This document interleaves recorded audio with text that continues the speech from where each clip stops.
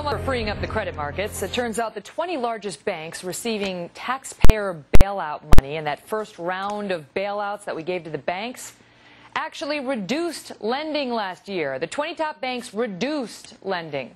So why on earth would we continue giving money to them? New Jersey Congressman Scott Garrett, a Republican and member of the House Financial Services and Budget Committee, and California Congressman Adam Schiff, a Democrat and member of the House Appropriations Committee, join me now. Good morning, gentlemen. Good morning. Good to be with you. Good morning. All right, so the report comes out and the lending is down. The top 20 banks have decreased their lending to consumers and to businesses, not by huge percentages, but nonetheless, it's going in the wrong direction. I mean, Congressman Garrett, how on earth did they justify that? What did we give them hundreds of billions of dollars for, if not to free up the credit market? Well, that's why we gave them the money, or I should say those people who voted in favor of TARP gave them that money. But the ironic thing here is that the money was given out, first $350 billion in TARP 1 and $350 billion now in TARP 2 just a few weeks ago. But there was never any rules put in place to say that the banks had to lend that money out, nor was the Treasury even required to keep track of where the money was going.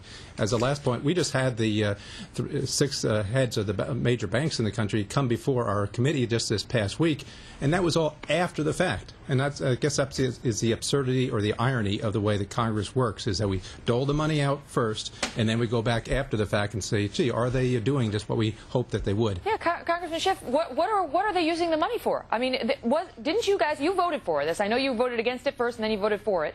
But what did you think was going to happen? Didn't you think they were going to free up lending? Well, absolutely. I mean, the whole purpose of it was to get money flowing again, and I think it's appalling that that hasn't happened. The banks make two arguments, neither of which I find credible. They argue that the demand for loans is down, and they argue that the problem would have been worse without the assistance we gave them.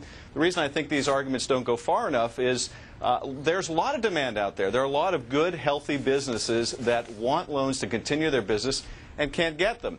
So the demand is out there. And more than that, just his claim that things would have been worse without the help the banks got, that may or may not be true. It's impossible to demonstrate, though, unless we have some evidence of what they did with the money.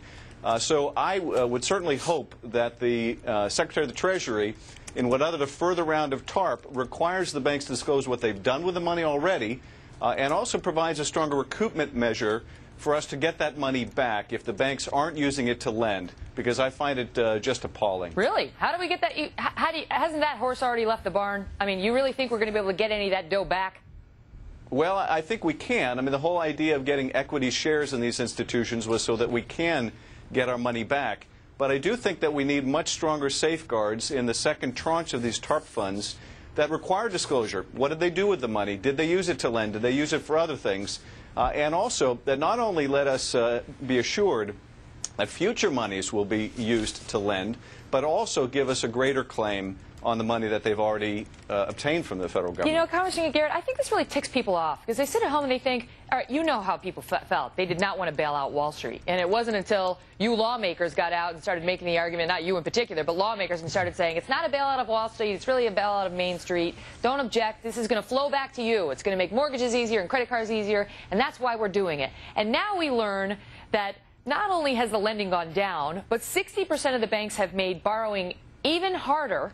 So you can't get the loans, and that's why the mortgages and the credit cards and so on, that's why we're having such trouble with it. So people are ticked off. What can be done about it? Well, people have right to be ticked off. You know, I'm always the optimist, and hope springs eternal, as Adam says. He's hopeful. But the question is why did anyone vote yes on both of those TARP bills if there was no restrictions in either one of those bills to say that the banks actually have to lend the money? And there wasn't. And now we're just going to hope for the banks that will start lending out the money, and we hope that the Treasury Department will actually do the right thing and try to get some money back. And look, no one thinks we're going to get the money back until the day comes that we change the rules and makes it easier for the banks to return the money and get out from behind some of the restrictions that we're putting in place for them. We're not getting the money back. But what about the additional money? I mean, because they still stand to get more hundreds of billions. Well, Congress passed TARP 2. Nancy Pelosi pushed that bill through Congress very quickly. We did not have any ability to put restrictions on that in the Senate and the House, and so there are no legislative requirements that they do it. Maybe we can hope that the Treasury will do the right thing and put some restrictions. But remember this, there's the other caveat to this thing, very quickly, and it's this point. point. We got into this problem because the federal government, through CRA, Fannie Mae, Freddie Mac, and all the rest, basically compelled a lot of these subprime banks, subprime mortgages to be issued in the first place. Right. We got into this situation because Congress said we know better than the banking institutions how to lend money, and so we're here now because of intermeddling by the Congress. Congressman Schiff, I've got to go, but I'll give you a quick final word. Well, thank you. You know, it's the easiest thing in the world, of course, to oppose any relief for either consumers, mortgage holders, banks. But if we allow ourselves to be paralyzed in action, the economy will spiral even worse. So we have got to try things. We've got to do a better job. We've got to get it right. But just government gridlock and doing nothing is probably the worst solution of all. Well, I guess you guys disagree on that, but we'll have to wait and see. Congressman, thanks so much for being here. Appreciate the chance. In a moment here, we're going to get more details now on the White House plan for the mortgage mess. Stu Varney's on deck. Stephen Moore, do they like this idea? And breaking news out of North Korea exclusively here on the Fox News Channel. Jennifer Griffin live at the Pentagon in minutes right after this.